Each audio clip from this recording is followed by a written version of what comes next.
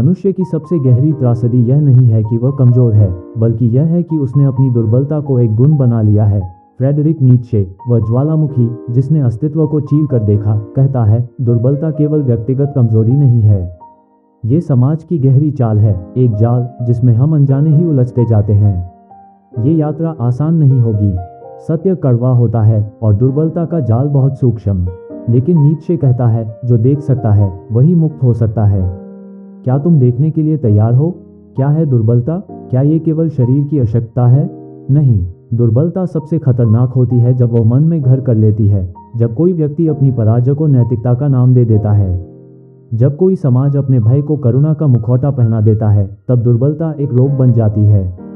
Nietzsche कहता है कि दुर्बलता स्वयं को धर्म के आवरण में छुपाती है, राजनीति के मंच पर नैतिकता बनकर खड़ी हो जाती है और संस्थानों में विनम्रता के रूप में घुस जाती है। ये दुर्बल लोग ही हैं जो शक्ति से घृणा करते हैं, क्योंकि वे स्वयं उसे प्राप्त नहीं कर सकते। वे ताकतवर को बुरा साबित करने की कोशिश करते हैं ताकि उनकी अपनी असमर्थता एक सद्गुण लगे। इतिहास गवाह है, अतीत में जब रोमन साम्राज्य की शक्ति अपने चरम पर थी, तो एक नई नैतिकता जन्मी, एक ऐसी नैतिकता जो कहती थी कि विनम्र बनो, सहनशील बनो, दयालु बनो। यह नैतिकता उन लोगों ने गढ़ी जो पराजित थे, ताकि विजेताओं को अपराध बोध हो और वे स्वयं को रोक लें। ये दुर्बलता की राजनीति थी। आज भी दुर्बलता नैतिकता बनकर हमारे चारों ओर है। हमें सिखाया जाता है कि शक्ति बुरी है, कि सफलता अहंकार है, कि अपने लिए लड़ना स्वार्थ है। लेकिन नीत्शे कहता है, ये दुर्बल लोगों का षड्यंत्र है। वे तुम्हें बंधनों में जकड़ना चाहते हैं ताकि तुम भी उन्हीं की तरह बन जाओ, ताकि वे अपनी दुर्बलता को सही ठहरा सकें। सवाल यह नहीं है कि दुर्बलता है या नहीं, सवाल यह है कि क्या तुम इसे पहचान पा रहे हो? क्या तुम देख सकते हो कि तुम्हारे चारों ओर यह कैसी चालें चल रही है? नीत्शे कहता है, इस संसार में दो प्रकार की नैतिकता है, प्रभुत्व नैतिकता और दास नैतिकता। ये केवल विचारधाराएं नहीं हैं, ये दो दृष्टिकोण हैं, दो मनस्थिति हैं जो पूरी मानवता को दिशा देते हैं। प्रभुत्व नैतिकता वह है जो शक्ति को स्वीकार करती है, जो जीवन को एक संघर्ष की तरह देखती है और कहती है, जो विजयी हुआ वही श्रेष्ठ है। इसमें सत्य के कोई तेशुदा मानक नहीं होते। जो जीवन को पूर्णता से जीता है, जो अपनी इच्छा को व्यक्त करता है, वही श्रेष्ठ कहलाता है। लेकिन दुर्बल लोगों ने, जो पराजित थे, अपनी असहायता को भी एक तर्क दे दिया। उन्होंने एक नई नैतिकता गढ़ी, दास नैतिकता। वे जो शक्ति नहीं प्राप्त कर सकते थे, उन्होंने ये प्रचार किया कि शक्ति बुरी है। वे जो जीत नहीं सकते थे, उन्होंने हार को ही महानता बना दिया। धर्म और संस्कृति में यह नैतिकता गहराई तक समाई हुई है। देखो, हर धर्म में त्याग को महान बताया गया है, शक्ति को बुराई कहा गया है। ईसा मसीह को देखो, जिसे सूली पर चढ़ा दिया गया, जिसे अपमानित किया गया और फिर भी उसे महान घोषित कर दिया गया। क्यों? क्योंकि दुर्बल लोगों को ऐसा नायक चाहिए था जो उनकी ही तरह पराजित था। राजनीति में भी यही नैतिकता खेली जाती है। नेता जनता को यह नहीं कहते कि मजबूत बनो, विजेता बनो। वे कहते हैं, हम सब समान हैं, हमें सबको बराबर करना चाहिए। लेकिन ये बराबरी किसके लिए है? दुर्बलों के लिए, क्योंकि यदि शक्तिशाली और दुर्बल को एक ही स्तर पर लाया जाए तो केवल दुर्बलों को ही लाभ होगा। आज का समाज भी दास नैतिकता से ग्रसित है। यदि कोई सफल होता है तो लोग कहते हैं, यह अभिमानी है, यह लालची है। यदि कोई ताकतवर बनता है तो लोग कहते हैं, यह अन्याय कर रहा है। लेकिन अगर कोई असफल होता है, कोई पराजित होता है, तो लोग सहानुभूति दिखाते हैं, उसे अच्छा इंसान मानते हैं। यह क्या है? ये दुर्बलता का महिमा मंडन है। नीत्शे कहता है, क्या तुमने कभी यह सोचा कि जो नैतिकता तुम्हें सिखाई गई है, वह तुम्हारी शक्ति को दबाने के लिए बनाई गई थी? क्या तुम तैयार हो इस भ्रम को तोड़ने के लिए, या तुम भी उस दास नैतिकता के जाल में फंसे रहोगे जो तुम्हें कमजोर बनाए रखेगी? मनुष्य केवल बाहर से दुर्बल नहीं होता, वह भीतर से भी गिरता है। और यह पतन तब शुरू होता है जब वह दूसरों की सफलता को देखकर जलने लगता है, जब वह अपने दुर्भाग्य के लिए स्वयं को नहीं बल्कि दूसरों को दोष देने लगता है। नीत्शे ने इसे कहा रेसेंटिमेंट। ये केवल जलन नहीं है, ये केवल ईर्ष्या नहीं है, यह एक धीमा जहर है जो व्यक्ति के भीतर पलता है और उसे अंदर ही अंदर खोखला कर देता है। जब कोई व्यक्ति यह मान लेता है कि उसकी असफलता का कारण उसकी अपनी कमजोरी नहीं बल्कि बाहरी दुनिया है, समाज, अमीर लोग, शक्तिशाली लोग, तब वो स्वयं को सुधारना छोड़ देता है। देखो इतिहास को। फ्रांस की क्रांति में गरीबों ने अमीरों को नहीं हराया, उन्होंने अमीरी को ही बुरा घोषित कर दिया। ईसाईयत ने शैतान की धारणा को पैदा किया ताकि कमजोर लोग ये सोच सके कि ताकतवर लोग पापी हैं। और आज आज भी वही हो रहा है। सफल लोगों को लालची कहा जाता है, अमीरों को अन्यायी कहा जाता है, ताकतवर लोगों को दमनकारी कहा जाता है। लेकिन क्या ये सत्य है? क्या जो सफल है वह गलत है?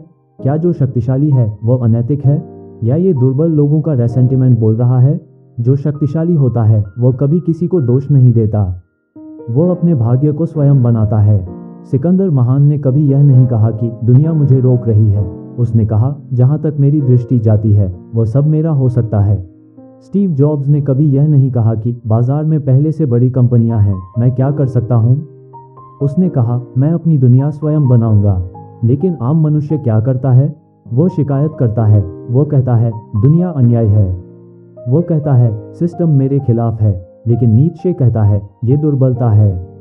जो व्यक्ति अपनी दुर्बलता को स्वीकार कर ले वही स्वयं को बदल सकता है। जो हमेशा दूसरों को दोष देता रहे वो कभी स्वयं को शक्तिशाली नहीं बना सकता। तो अब सवाल ये है, तुम किस ओर हो? शक्ति की ओर जहां व्यक्ति स्वयं को गढ़ता है, या दुर्बलता की ओर जहां व्यक्ति केवल शिकायत करता है? क्या तुम अपने भीतर के रेसेंटिमेंट को पहचान सकते हो और क्या तुम इसे नष्ट कर सकते हो? मनुष्य या तो स्वयं को गढ़ सकता है या स्वयं को धोखा दे सकता है। ये चुनाव हर क्षण होता है। तुम या तो दुर्बलता को पोषित करोगे या शक्ति को। नीत्शे कहता है, जो व्यक्ति स्वयं को धोखा देता है वह कभी मुक्त नहीं हो सकता। हम अपने जीवन की कठिनाइयों के लिए दूसरों को दोष देते हैं, परिस्थितियों को दोष देते हैं, लेकिन सत्य क्या है? सत्य यह है कि जब तक तुम स्वयं को उत्तरदायी नहीं मानते, तुम स्वयं को बदल नहीं सकते। क्या तुम तैयार हो अपने भाग्य को स्वयं गढ़ने के लिए? क्या तुम तैयार हो अपनी शक्ति को पुनः प्राप्त करने के लिए? पहला, अपने झूठ को पहचानो। सबसे पहले स्वयं को देखो। क्या तुम स्वयं से झूठ बोल रहे हो? कई लोग कहते हैं मेरे पास अवसर नहीं है, लेकिन सच ये है कि उन्होंने कभी प्रयास ही नहीं किया। कई लोग कहते हैं मैं गरीब हूं क्योंकि समाज अन्याय है, लेकिन सच ये है कि उन्होंने कभी अपनी शक्ति को पहचानने की कोशिश नहीं की। नीत्शे कहता है, जो स्वयं से झूठ बोलता है वह दास नैतिकता का गुलाम बना रहता है। दूसरा, कष्ट को स्वीकार करना, क्योंकि दर्द ही शक्ति का स्रोत है। जो पीड़ा से डरता है वह कभी शक्तिशाली नहीं बन सकता। तुम्हें गिरना पड़ेगा, असफलता झेलनी पड़ेगी, अकेलापन सहना पड़ेगा, लेकिन यह मत सोचो कि यह दुर्भाग्य है। यह आग है जो तुम्हें शुद्ध कर सकती है। जैसे सोना आग में तपकर चमकता है, वैसे ही व्यक्ति कठिनाइयों से होकर महान बनता है। तुम कितनी बार असफल हुए हो यह महत्वपूर्ण नहीं है, तुमने असफलता से क्या सीखा यही महत्वपूर्ण है। और अंतिम, एक उच्च उद्देश्य चुनो। जो व्यक्ति किसी महान उद्देश्य से जुड़ा होता है वो दुर्बल नहीं होता। तुम केवल पैसे के लिए मत काम करो, केवल समाज की स्वीकृति के लिए मत जियो। अपने जीवन को एक महान लक्ष्य दो।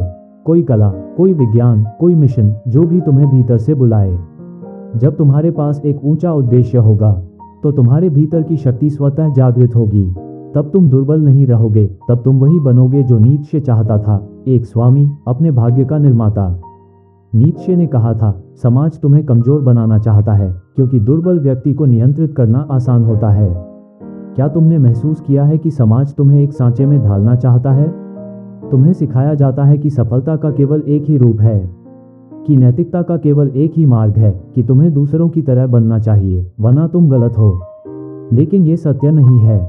नीत्शे कहता है, एक शक्तिशाली समाज वह नहीं होता जहां हर कोई समान हो, बल्कि वह होता है जहां हर व्यक्ति स्वयं को पूर्ण रूप से स्वीकार करता है, अपनी रचनात्मकता को मुक्त करता है, अपनी मौलिकता को जीता है। लेकिन ये समाज तुम्हें क्या सिखाता है? ये कहता है सभी को बराबर बनाओ, सभी को एक ही नियम से चलाओ, अलग होने की कोशिश मत करो। ये समाज सामूहिक नैतिकता, कलेक्टिविस्ट मोरालिटी को बढ़ावा देता है, क्योंकि इससे व्यक्ति की शक्ति को कुचलना आसान हो जाता है। ये तुम्हें सिखाता है कि व्यक्तिगत महत्वाकांक्षा बुरी है, कि यदि तुम सबसे आगे बढ़ना चाहते हो तो तुम स्वार्थी हो। तो कैसे तोड़ें इस सामूहिक दुर्बलता की जंजीरें? सबसे पहले स्वयं को स्वीकार करो, तुम जैसे हो वैसे बनो। समाज तुम्हें एक नकाब पहनने के लिए मजबूर करता है, लेकिन तुम कौन हो ये केवल तुम ही जान सकते हो। नीत्शे कहता है, जो व्यक्ति स्वयं को असली रूप में स्वीकार नहीं कर सकता वो कभी महान नहीं बन सकता। अपने भीतर झांको, क्या तुम वो जीवन जी रहे हो जो तुम सच में चाहते हो, या जो तुम्हें सिखाया गया है? फिर रचनात्मक बनो, अपनी शक्ति का प्रयोग करो। जो व्यक्ति केवल नियमों का पालन करता है वो कभी कुछ नया नहीं बना सकता। एक शक्तिशाली समाज तब बनता है जब लोग केवल अनुयायी नहीं रहते, जब वे नए विचारों को जन्म देते हैं। सच्ची शक्ति केवल धन या सत्ता में नहीं होती, वो मौलिकता में होती है, नए दृष्टिकोण में होती है, और अंत में समाज की अपेक्षाओं से मुक्त हो जाओ, अपने पद के स्वामी बनो।